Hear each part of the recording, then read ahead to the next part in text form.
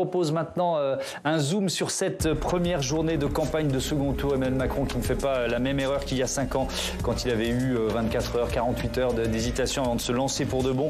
Emmanuel Macron était sur le terrain dès aujourd'hui, dès ce matin dans le Nord, quand Marine Le Pen a choisi Lyon pour son premier déplacement. Cécile Sixou. À peine qualifié, Emmanuel Macron donne le ton. La campagne du deuxième tour ne ressemblera pas à celle du premier. Cette fois, il sera sur le terrain.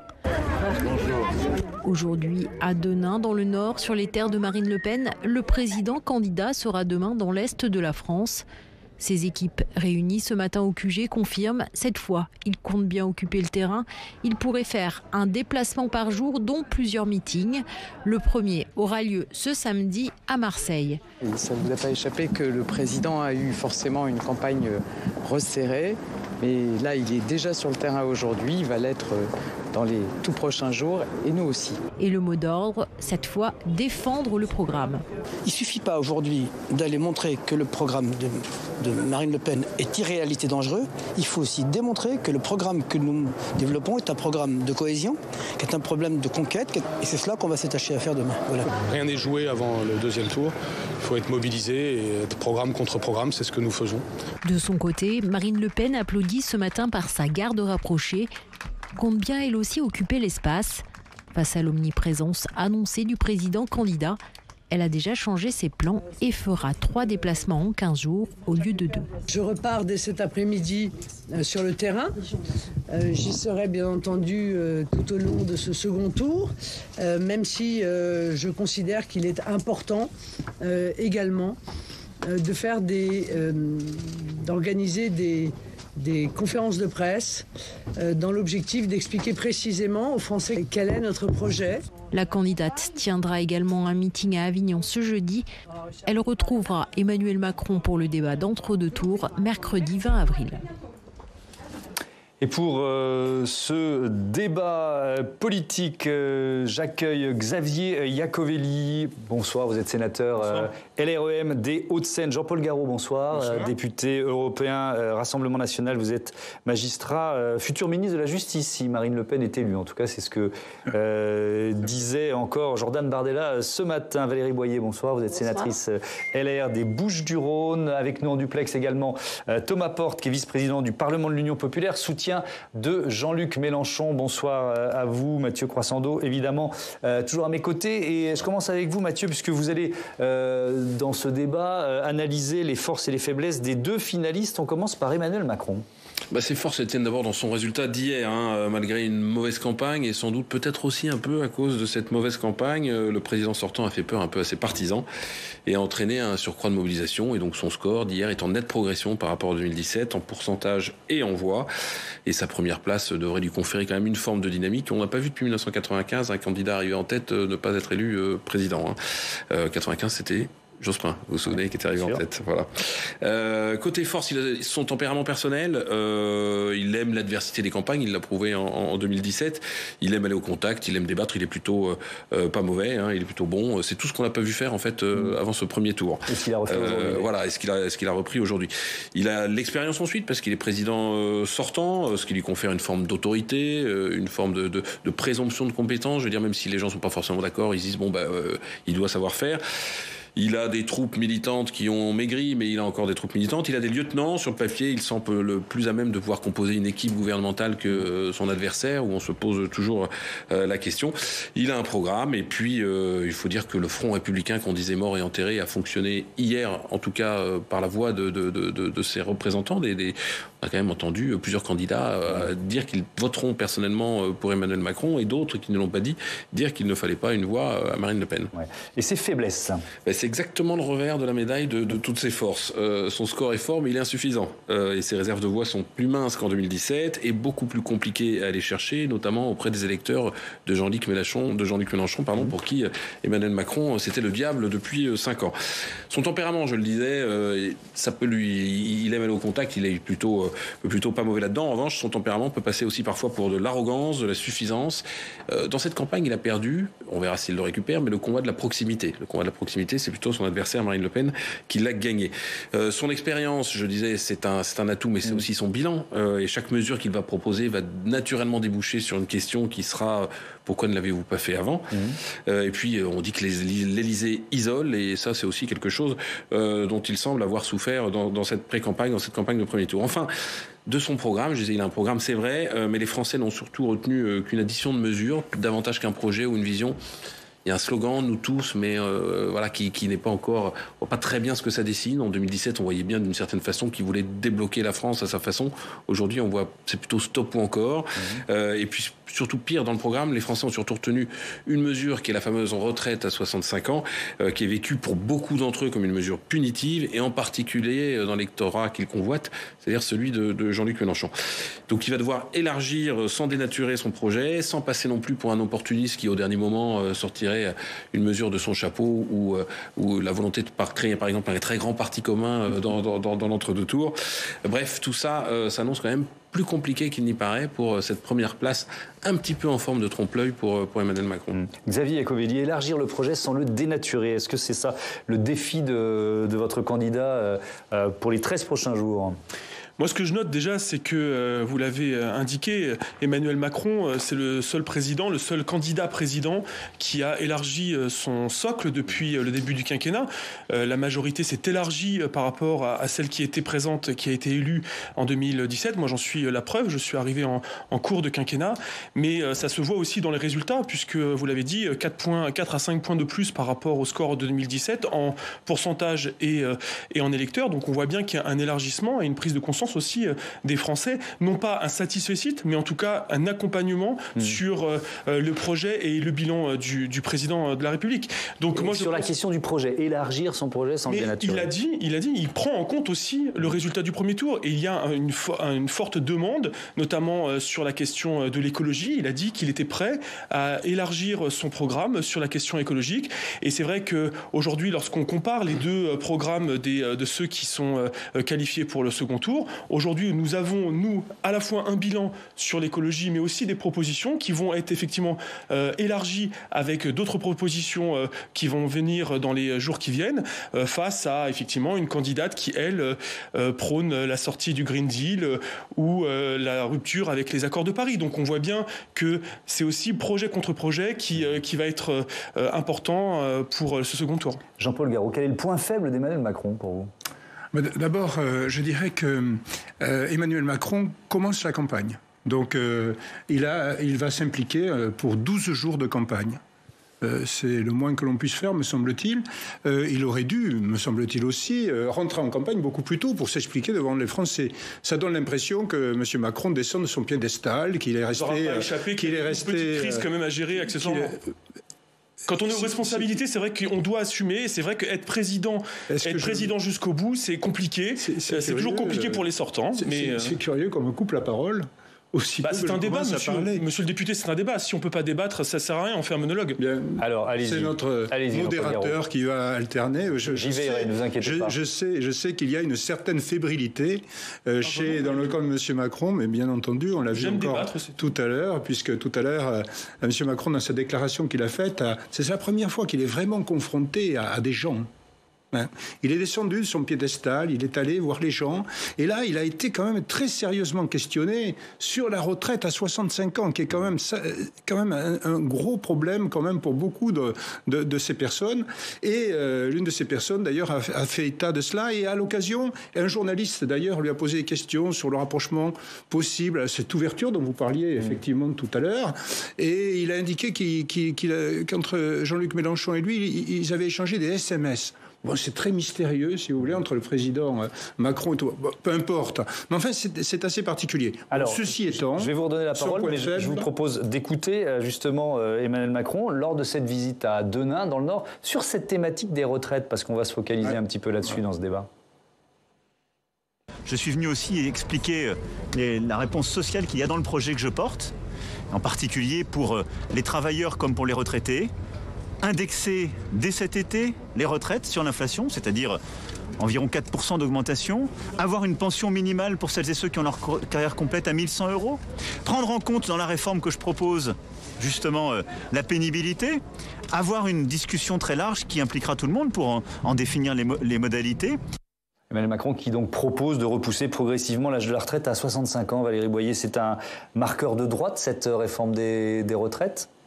C'est un marqueur de la raison, mais on verra, puisque Emmanuel Macron n'a pas commencé à faire cette réforme. Et c'est vrai que nous, on portait un projet justement de désendettement, de pouvoir à la fois réconcilier les Français, les rassembler. Bon, visiblement, nous n'avons pas été entendus. Donc, c'est ce qu'un président devrait faire, c'est-à-dire faire en sorte que le pouvoir d'achat des Français ne soit pas menacé comme il l'a été sous ce quinquennat, ça clairement. Et puis ne pas laisser aussi les Français dans l'incertitude. Vous savez, quand on a 2800 milliards de dettes, c'est très compliqué de réformer. Donc il faut garder cet objectif de passer petit à petit à 65 ans, Xavier Iacovelli. L'objectif de la réforme des retraites voulue par Emmanuel Macron. L'objectif de la réforme de la retraite voulue par Emmanuel Macron, c'est avant tout de faire ce minimum de garantie à 1 100 €. Et effectivement, en prenant en compte la pénibilité et les carrières longues. Et effectivement, lorsqu'on est aux responsabilités et qu'on n'est pas dans des postures seulement en promettant ce qu'on ne pourra jamais tenir, effectivement, lorsqu'on est responsable politique, il faut les financer. Et ces mesures, elles sont financées comment ? En repoussant progressivement sur 10 ans l'âge de la retraite jusqu'à 65 ans. Tout ça en prenant en compte la pénibilité, les carrières longues et en garantissant un minimum digne. Moi, vous savez, je le dis régulièrement sur les plateaux télé, mais moi, mon père, il a travaillé toute sa vie, il est ouvrier et il gagne 900 € de retraite. Et ben, je peux vous dire que ces mesures de minimum garanti de 1 100 €, ça parle aux classes modestes et aux classes moyennes. Donc je pense que c'est important. Et ensuite, la question de l'indexation sur l'inflation, effectivement, c'était indispensable. Je prends un exemple. Une retraite à 1 500 €, c'est 720 € de pouvoir d'achat supplémentaire avec l'indexation et notamment les 4% qui vont être mis en place dès cet été. Donc ça, ce sont des mesures concrètes de soutien au pouvoir d'achat. Jean-Paul Garot, allez-y, et je donne la parole à Thomas Porte. Mais vous allez quand même avoir du mal à vous mettre d'accord avec une grande partie de l'électorat de M. Mélenchon. Par rapport à cela, puisque M. Mélenchon, lui, la retraite à 65 ans, surtout pas. Justement, donc, il faut vraiment que les électeurs de M. Mélenchon comprennent que s'ils ont envie de mettre un bulletin le 24 avril pour M. Macron, ils auront la retraite à 65 ans. Voilà. Alors, la retraite à 60 ans, M. Garot. Mais la retraite à 60 ans, d'abord, elle n'est pas à 60 ans, elle est à 62 ans. Comment on fait? Ensuite, je sais 40 ou 42 ans, 40 annuités, c'est-à-dire que si on commence à travailler à 17 ans, 18 ans, 19 ans. Donc effectivement, on pourra partir à 60 ans à la retraite à partir du moment où il y aura les annuités nécessaires. On ne change rien à l'âge de départ légal de 62 ans à la retraite. Le déficit actuel. Mais non, mais qui s'accentue je sais très bien. Vous mettez en péril le système de répartition de notre système social. Ne nous donnez pas des leçons quand vous avez accru au cours de 5 ans la dette publique donc de notre État de 600 Alors, on a entendu vos arguments à l'un et à l'autre. Allez, on parle tous ensemble. Merci, monsieur Iacovelli. Je vais donner la parole, comme promis, à Thomas Porte sur cette question des retraites. Bonsoir, Thomas Porte. Est-ce que c'est effectivement un point, j'allais dire, saillant du programme d'Emmanuel Macron qui peut vous inciter à, je ne sais pas, ne pas aller voter ou en tout cas aller voter blanc? Nous, on a donné une consigne de vote et en tout cas, on a exprimé notre position de façon très claire. Hier, Jean-Luc Mélenchon l'a répété à plusieurs reprises. Il n'y aura pas une voix pour l'extrême droite et on appelle à ne pas donner une voix à Marine Le Pen le 24 avril. Sur la question de la réforme des retraites, on voit bien que vos deux invités, ils sont un 65 ans, l'autre c'était 60 ans, ça a été abandonné, c'est 62 ans. Et on nous vend la retraite à 60 ans chez Marine Le Pen quand on commence à travailler à 17 ans. Alors qu'on sait bien qu'aujourd'hui, on rentre sur le marché du travail à 23 ou 24 ans. En général, il n'y a pas de majorité politique dans le pays pour Emmanuel Macron pour appliquer son projet social et économique. Il n'y a pas de majorité politique pour la retraite à 65 ans dans ce pays. Elle a été battue en brèche déjà une première fois quand Emmanuel Macron a essayé de la mettre en place juste avant la crise sanitaire, où il y avait des mobilisations sociales extraordinaires et où les députés de la France Insoumise avaient mené un combat.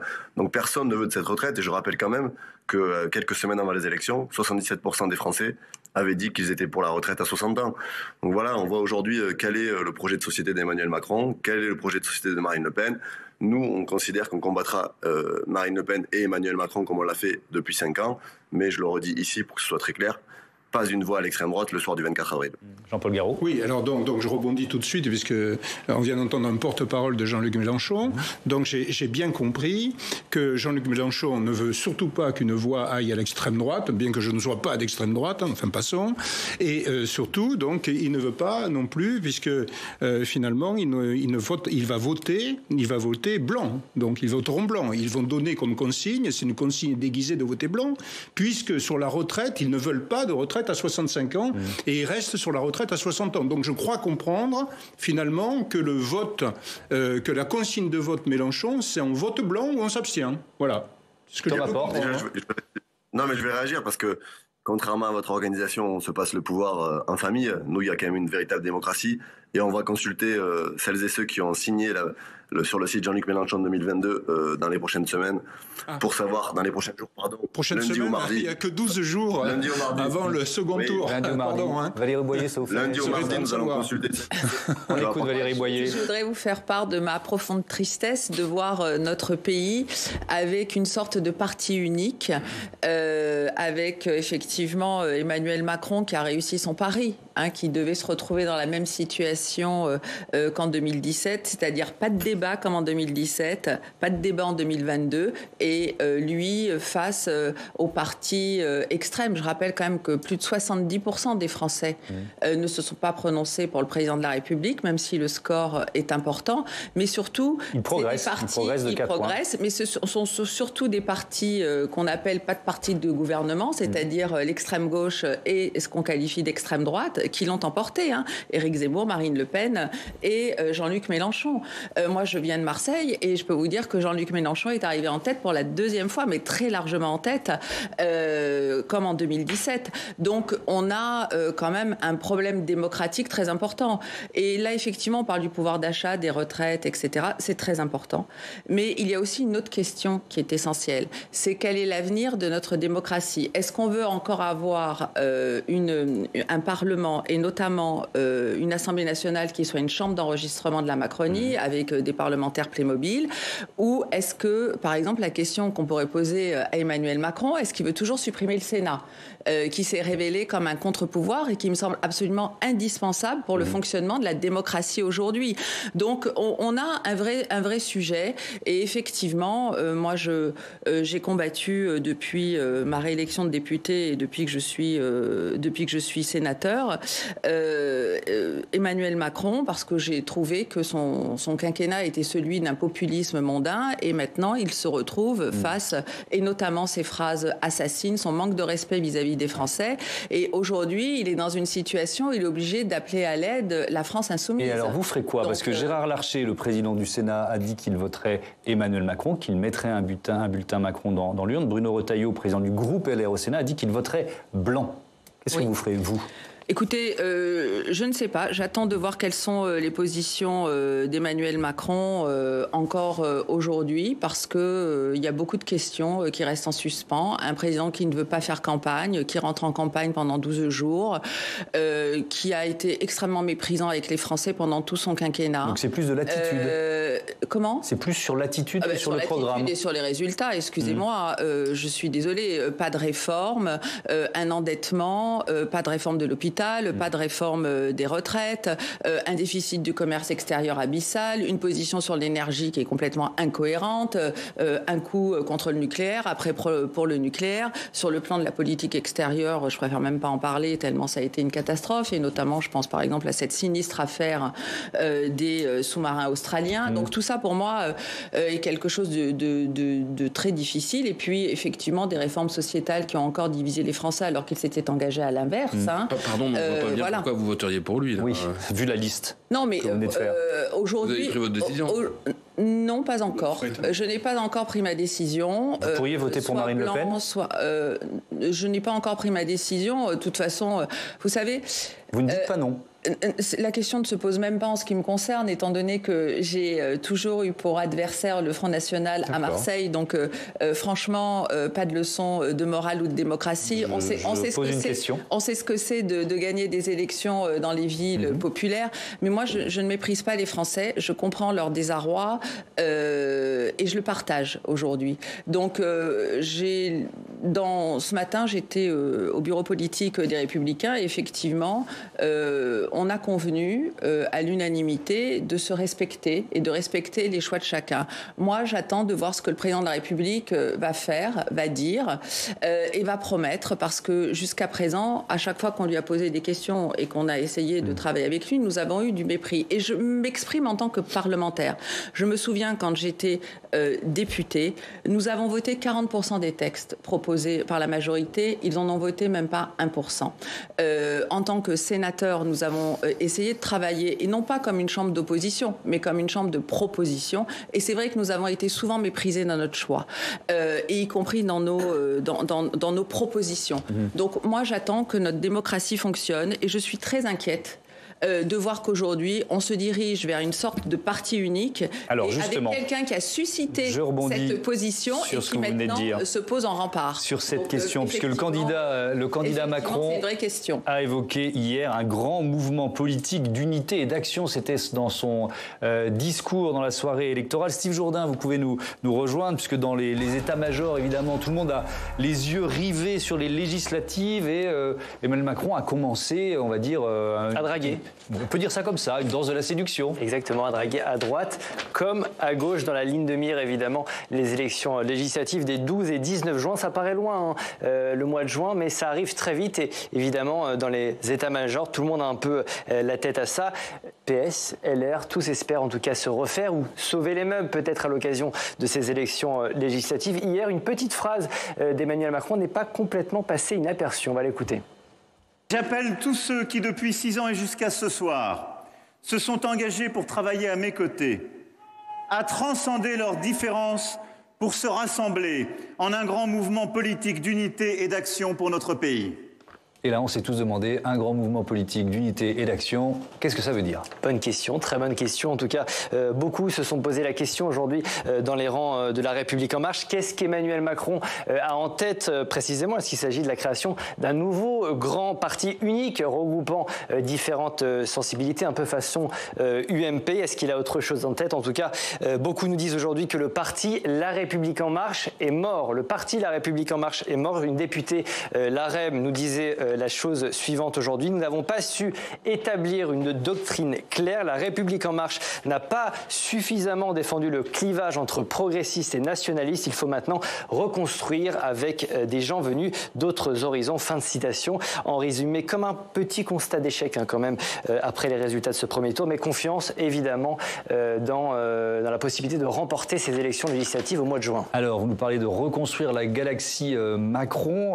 Pas si simple, on en parlait d'ailleurs la semaine dernière, il y a déjà beaucoup de planètes dans cette galaxie. Beaucoup de planètes, 8 formations au total composent cette galaxie Macron. De gauche à droite, il y a Territoire de Progrès, dont le chef de file est Olivier Dussopt et que vous connaissez bien, monsieur Iacovelli. Il y a aussi la nouvelle fédération progressiste de l'ancien socialiste François Rebsamen, ou encore En Commun, le parti écologiste créé autour de Barbara Pompili. Et puis au centre de la galaxie, on le voit à l'écran, il y a La République En Marche et l'allié historique, le MoDem de François Bayrou. Et puis enfin, l'aile droite de la Macronie, c'est le parti radical Agir et sa vingtaine de députés. Et puis enfin, le nouveau parti d'Édouard Philippe, Horizon. Bref, au total, 8 formations politiques dans la majorité macroniste pour créer un nouveau grand parti politique unique. Emmanuel Macron va devoir ménager tous ses égos. Bonne chance. Merci Steve, bonne chance Xavier Iacovelli. Il faut encore élargir ce 8, c'est déjà pas mal, 8 formations. Oui, mais c'est la capacité Emmanuel Macron d'élargir sa majorité de 2017. C'est sa capacité aussi à prendre les bonnes énergies et les bonnes idées de droite et de gauche. Moi, j'ai jamais cru à la disparition. Mais ça veut dire que La République En Marche, c'est déjà une marque morte. Non, moi je pense que La République En Marche a été une formidable aventure en 2017. Elle a créé un nouveau souffle dans la société, dont la société avait besoin, avec des partis qui étaient sclérosés, qui n'arrivaient plus à se réinventer. Et on le voit aujourd'hui avec le PS et les LR, que je regrette sincèrement en plus l'effondrement de ces partis de gouvernement. Mais on voit bien que les Français avaient besoin d'autre chose en 2017. On fait un peu trop quand même.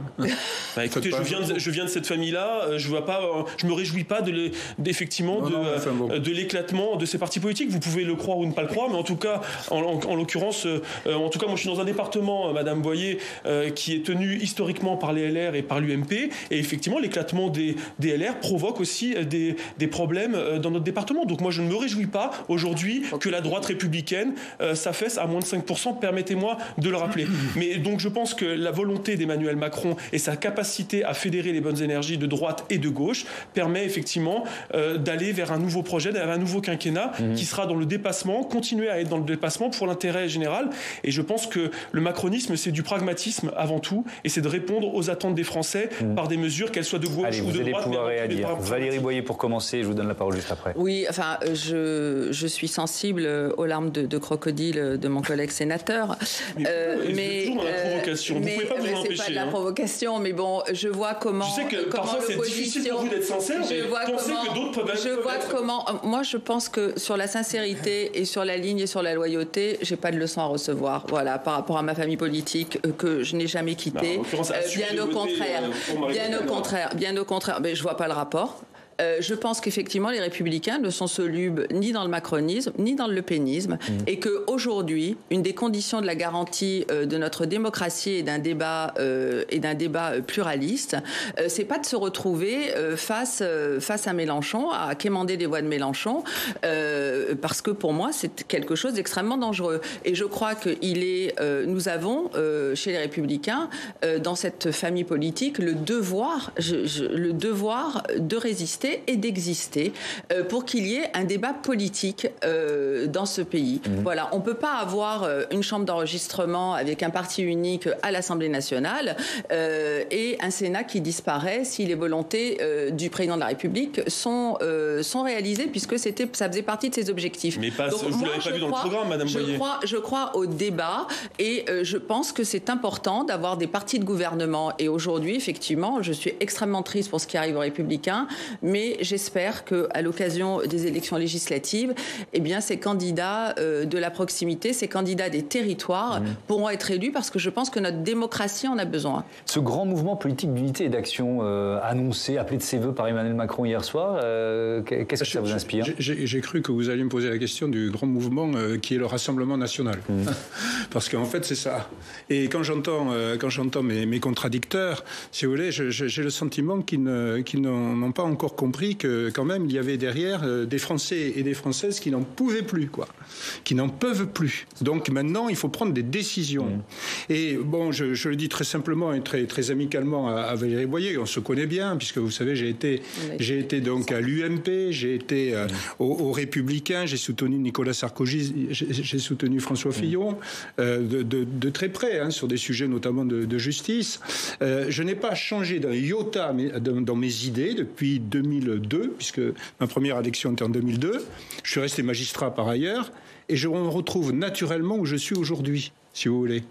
Et je me retrouve à dire finalement les mêmes choses qu'il y a 20 ans. Ça veut dire que la France a besoin d'un réel changement. Et donc la solution que nous avons, nous, bien entendu, c'est un changement qui va enfin arriver à ce que veulent nos concitoyens. J'entends ce que dit Valérie Boyer, naturellement, mais reporter sur les législatives encore une fois, alors qu'on sait très bien que le mouvement des LR, c'est terminé, que les socialistes, c'est terminé. Donc tout ce sont des mouvements qui ont... il y a cette recomposition. Ouais. Et je ne crois pas du tout en ce que nous dit M. Macron par rapport évidemment à ce programme, mais c'est surtout par rapport à ses actions. Parce que comment il a mis quand même la France dans un état en coupe réglée. Il y a eu quand même beaucoup de violence. Moi, je ne veux pas revoir les Champs-Élysées ou d'autres villes de France ou l'Arc de Triomphe saccagés. C'est quand même, je ne veux pas revoir ces gilets jaunes. Je veux qu'on réponde véritablement à tout cela. Je veux qu'on réponde à l'explosion de la délinquance. Je veux qu'on redonne des moyens à la justice, à la sécurité, à la police, à la gendarmerie. Je ne veux pas qu'on fasse à nouveau de grands débats, de grands états généraux sur la justice. Je ne veux pas ça sert à rien puisqu'on a déjà les solutions. Les Français, ça ne sert à rien. On a déjà les solutions. Alors, nous dire que demain, ce sera la France heureuse et qu'enfin, on a compris au bout de 5 ans, ça ne marche plus. Et dire que nous sommes d'extrême droite, Valérie Boyer sait très bien que je ne suis pas un extrémiste. J'ai été secrétaire national à la justice de l'UMP. Je n'ai en rien, dans toute ma carrière professionnelle et politique, été un extrémiste. Et donc, j'encourage Valérie Boyer, Éric Ciotti et tous les autres à nous rejoindre. Est-ce que Éric Ciotti a appelé Marine Le Pen depuis hier soir ? Il faut que ça change en 2022. Est-ce que Éric Ciotti a appelé Marine Le Pen depuis hier soir ? Je ne pense pas, je ne sais pas, mais je ne crois pas. Non, je n'ai pas d'informations. Mais ça ne me dérangerait pas de rencontrer, bien sûr, Éric Ciotti, de parler de cela avec lui. Il faut avoir du courage. Bon, je vais vous redonner la parole juste après. Simplement très vite. Dire une chose. Thomas Porte est très peu intervenu. Aujourd'hui, nous sommes dans une situation très compliquée, clairement, et très difficile et très douloureuse. Je crois qu'il ne faut pas minimiser l'endroit où nous nous trouvons. Mais moi, j'ai toujours été très proche de Bruno Retailleau, Julien Aubert, Éric Ciotti, etc. Et je partage totalement, je ne retirerai pas un mot de ce que nous avons dit dans le communiqué de presse que nous avons fait chez les Républicains ce matin. Et j'insiste sur le fait... Pas une voix pour Marine Le Pen, les Républicains ne sont ni fongibles dans le macronisme ni dans le Exactement, c'est ce que je vous ai dit tout à l'heure. Et moi, je comprends tout à fait la position de Bruno Retailleau, par exemple, puisque vous l'avez cité tout à l'heure et que nous sommes ici à Public Sénat, et je la partage. Donc, à un moment donné, il faut être clair aussi. Il faut être clair aussi dans ce que nous allons faire. Mais j'ai quand même bon espoir que nous ayons enfin des réponses et une campagne, parce que c'est le moindre respect que nous devons aux Français aujourd'hui, c'est de s'adresser à eux et de leur faire des propositions. Thomas Porte, qu'est-ce que vous attendez ? Je suis toujours sur cet appel à un grand mouvement d'Emmanuel Macron hier soir. Sur l'écologie, par exemple, c'est peut-être là-dessus que vous attendez des gestes, un amendement sur son programme ? Nous, on n'a rien négocié avec Emmanuel Macron et on n'attend aucun geste de ce président-là, parce que j'écoutais tout à l'heure votre présentation et son entrée en campagne au lendemain du premier tour, où il dit « je suis prêt à faire des amendements, à négocier sur l'écologie ». Mais qui a été aux affaires depuis 5 ans ? Qui a gouverné ce pays avec une majorité ? Quel est le président de la République qui a été condamné 2 fois pour inaction climatique ? C'est Emmanuel Macron. Donc je crois qu'on n'a rien à attendre d'Emmanuel Macron, on n'est pas là pour négocier. Et le second tour de l'élection présidentielle, il repose sur les épaules du président de la République, qui, s'il veut être élu, doit aller convaincre les citoyens. Il a passé 5 ans à attiser certaines tensions dans la société, à stigmatiser une large partie de la population, à faire monter l'extrême droite en reprenant sa rhétorique, en espérant le second tour et les scénarios d'aujourd'hui. Aujourd'hui, la responsabilité, elle est sur les épaules d'Emmanuel Macron. S'il veut gagner cette élection, c'est à lui d'aller convaincre les électrices et les électeurs. Mais en tout cas, nous, on n'a rien à négocier et on n'attend rien d'Emmanuel Macron. Xavier Iacovelli va devoir travailler, Emmanuel Macron, auprès des électeurs de Jean-Luc Mélenchon, c'est clair. Je pense que, pour le coup, le mot « travailler » peut-être est un peu fort, parce que, pour le coup, je pense que ça fait 5 ans qu'il travaille au service des Français. Mais après, sur des mesures sociales, je pense qu'il pourrait... apporter satisfecit aux électeurs de Jean-Luc Mélenchon. C'est une mesure, par exemple, moi, qui me tient à cœur, c'est la solidarité à la source. C'est-à-dire que pour éviter que... C'est le contrepoint des heures d'activité pour le reste. Vous allez nous expliquer. Ce qui serait bien, c'est de lire les programmes. C'est surtout bien de reprendre les idées de M. Mélenchon sur un certain nombre de domaines. Non, la solidarité à la source, ça a été une proposition depuis le début de la campagne. Et en l'occurrence, c'est permettre en fait à tous ceux qui n'ont pas recours aux aides sociales alors qu'ils ont droit d'avoir automatiquement, c'est l'automaticité des aides sociales. Et donc ça, je pense que c'est important. On a à peu près 25% des Français qui ont le droit à des aides sociales et qui aujourd'hui n'en ont pas accès. Et donc je pense que c'est important de cette mesure. C'est une vraie mesure de justice sociale pour lutter contre la pauvreté et pour lutter contre le non-recours à ces prestations sociales. Vous parliez tout à l'heure de la justice, mais effectivement, comment vous pouvez... Ce serait bien de s'y attaquer aussi. Mais c'est justement un moyen, madame. Non. Mais si. Le moyen de l'automaticité des aides sociales, c'est justement pour lutter contre la fraude sociale. C'est ce qui se passe d'ailleurs avec le prélèvement à la source pour les impôts. Donc vous voyez, on l'a fait avec les impôts. Avec des cartes vitales qui ne sont plus vérifiées en surnombre. On le fera également avec les aides sociales. Vous parliez, monsieur le député, de la justice. 33% d'augmentation du budget de la justice depuis le début du quinquennat. 33%, monsieur. Oui. 33%. Vous voyez. Est-ce que vous avez députés nationaux de votre alors juste de votre. Alors effectivement, les députés du Front National ne votent jamais le budget. Non, mais écoutez, non, mais c'est très bien que. C'est très bien. Je vous remercie de poser cette question. La réforme pénale des mineurs qui a permis effectivement à ce que des mineurs qui commettent sortez pas vos éléments de langage. Mais permettez-moi de vous répondre. Vous attaquez sur. Allez, vous terminez votre phrase. Xavier Iacovelli, je vous donne la parole juste après. Très vite. Des mineurs qui font des actes de délinquance en tant que mineurs, mais qui sont jugés uniquement en tant que majeurs. Là, on a réduit les délais. C'est ça aussi cette réforme. Et c'est aussi. On a entendu vos arguments. À vous. Que faites-vous de la tribune de 7000 signée par 7000 magistrats en novembre 2021 qui a été reproduite dans le journal Le Monde, faisant état d'une situation épouvantable à la justice française, qui est à une des dernières places de la justice européenne. Qu'est-ce que vous faites de ça? On a augmenté les budgets, on a mis plus de personnel. Donc 7000 magistrats, donc les 7000 magistrats, je vous signale qu'il y en a 8500 en juridiction, donc la quasi-totalité des magistrats français sont des idiots, ils n'ont pas vu, c'est 33% d'augmentation. Pas du tout, je ne dis pas que c'est des idiots. Moi, je dis que j'y étais encore il n'y a pas longtemps. Il y a énormément de travail encore à faire pour rattraper le retard dont des gouvernements dont vous faisiez partie, monsieur le député. Donc effectivement, il y a énormément de retard, comme il y avait sur la question de la sécurité et de la police. Non, c'est pas sérieux. Plus de 10 000 policiers et Allez, je vous laisse pas dérouler tous vos arguments sur la sécurité. Xavier Iacovelli, on va reprendre la main, s'il vous plaît. Xavier Iacovelli, merci, on a entendu vos arguments aux uns et aux autres. Je reprends la main. On a évoqué avec vous tout à l'heure, Mathieu, les forces et faiblesses d'Emmanuel Macron. C'est le tour de regarder les forces et faiblesses de Marine Le Pen. Elle a d'abord pour elle son expérience, Marine Le Pen, et son sens politique. C'est sa 3e campagne. Elle a appris de ses échecs précédents. On l'a senti d'ailleurs dans cette campagne, elle a fait preuve de résilience et plutôt d'instinct. Pour la première fois, elle dispose de réserve de voix. Ça, c'est la première fois que ça lui arrive. Ça n'avait pas été le cas de Jean-Marie Le Pen en 2002, ça n'a pas été le cas de Marine Le Pen en 2017. Là, il y a celle d'Éric Zemmour, de Nicolas Dupont-Aignan, dans une moindre mesure de certains électeurs, peut-être de Valérie Pécresse et ou de Jean-Luc Mélenchon.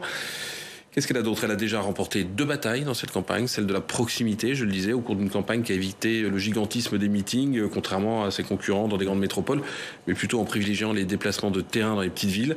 Et puis l'autre bataille qu'elle a remportée, c'est que c'est une des premières à avoir mis son drapeau sur la thématique du pouvoir d'achat, qui s'est imposée à tous les candidats, mais elle est la première à l'avoir senti venir. Elle a aussi lissé son programme en enlevant toute une série de totems qui effrayaient la plupart des électeurs, la sortie de l'euro, vous vous souvenez, qui était le plus emblématique d'entre eux. Elle a aussi lissé son image d'une certaine façon. Elle est plus ronde, moins agressive, moins vindicative que ne l'était par le passé le Front National de son père. Et elle a travaillé, nous dit-on. Donc maintenant, on demande à voir ce que ça va donner dans cet entre-deux-tours. Alors, côté faiblesse. Mais en faiblesse, elle est en seconde position. Donc même si elle a des réserves, ça va quand même être dur parce que la politique, c'est pas de l'arithmétique. Donc quand on regarde déjà, ça fait pas 50%. Et on va voir ce qu'elle va donner dans cet entre-deux tours. Deuxièmement, elle reste pour beaucoup, et même si monsieur le député s'en désole, une candidate d'extrême droite soutenue qui plus est par un autre candidat d'extrême droite. Et ça, c'est un effet repoussoir dans une certaine partie de l'électorat. Elle a par exemple des modèles européens qui sont des modèles autoritaires, qui sont aussi repoussoirs pour certains. Je pense au président polonais, je pense à Viktor Orban en Hongrie, je pense à ses déclarations passées pour Vladimir Poutine. Tout ça risque de peser dans cet entre-deux tours parce que dans le camp de la majorité, on ne va pas s'en priver. Autre handicap, autre faiblesse, elle n'a jamais rien géré de sa vie. Elle n'a jamais eu de responsabilité, pas même une collectivité locale. Du coup, il y a un moment, les Français vont se demander, au fond, est-ce qu'elle est capable de prendre en main les destinées de la France? Est-ce qu'elle a la compétence suffisante pour le faire? Autre faiblesse, avec qui gouvernera-t-elle? Alors on a à côté de nous le futur ministre de la Justice, garde des Sceaux, si jamais Marine Le Pen est élue, puisqu'elle a cité votre nom. Mais pour le reste, on ne voit pas bien encore avec qui elle pourra gouverner. Elle est parfois un peu mystérieuse, parfois elle donne des noms, mais tout ça n'est pas très complet. Et puis enfin, elle a fait un très mauvais débat en 2017 qui lui a beaucoup coûté en termes d'image. D'une certaine façon, ça l'a traumatisé, on le sait. Est-ce que ce débat d'entre-deux tours qui est prévu mercredi dans 9 jours saura pour elle un tremplin ou une nouvelle déroute, c'est là qu'on verra si elle a travaillé. Oui, et d'ailleurs, on vous proposera évidemment une après-midi spéciale autour de ce débat avec Sens Public juste avant, le débat diffusé en direct et ensuite une émission en direct pour analyser si ce sera joué entre Emmanuel Macron et Marine Le Pen lors de ce débat télévisé. Elle n'a jamais rien géré de sa vie, nous dit Mathieu Croissando. Jean-Paul Garot, est-ce que c'est pour vous un handicap, un lourd handicap? Non, pas du tout. Parce qu'elle est très proche des Français, elle l'a déjà montré, elle est députée. C'est quand même pas un mandat qui est très éloigné des Français. Et puis, regardez... On se gère soi-même, c'est pas une collectivité. Oui, bien sûr, mais regardez justement les collectivités qui sont gérées par le Rassemblement national. Et toutes les mairies qui ont été gagnées par le Rassemblement national, et où dans toutes ces mairies, dans toutes ces structures, eh bien, tous les maires ont été réélus en améliorant leur score. Et ça diffuse partout. Donc ceci est tout à fait visible. Donc quand justement on va vers le Rassemblement national, eh bien cela perdure et cela s'amplifie. Voilà. Donc après, je suis pas tout à fait d'accord sur un point que vous avez indiqué par rapport à la Pologne et à la Hongrie, régime autoritaire. La Hongrie vient de réélire Viktor Orban, si vous voulez, d'une façon totalement démocratique. Moi, je voudrais bien quand même qu'on explique à un moment donné, parce que je sais bien que extrême droite, je voudrais bien quand même qu'on explique en quoi, si vous voulez, la moindre mesure proposée est d'extrême droite. Voilà, je n'arrive pas à avoir une réponse par rapport à cela. Voilà. Donc je ne sais pas de quoi vous parlez. La préférence nationale peut-être. La préférence nationale, non, ça veut dire simplement. Non, mais ça veut dire simplement d'abord qu'on donne la parole aux Français, monsieur. On donne la parole aux Français par un référendum. Peut-être que vous devriez y songer. Premièrement. Dans votre programme, c'est pas ça, monsieur. La préférence nationale, c'est sur laissez-moi répondre. Les aides, l'accès aux emplois, l'accès au logement. Moi, j'ai lu votre programme par contre. Mais non, mais alors vous oubliez quand même un élément absolument essentiel. C'est que tout ceci est la résultante d'un référendum. Avec une proposition de loi référendaire que nous soumettons ensuite, bien sûr par oui ou par non, à l'approbation des Français.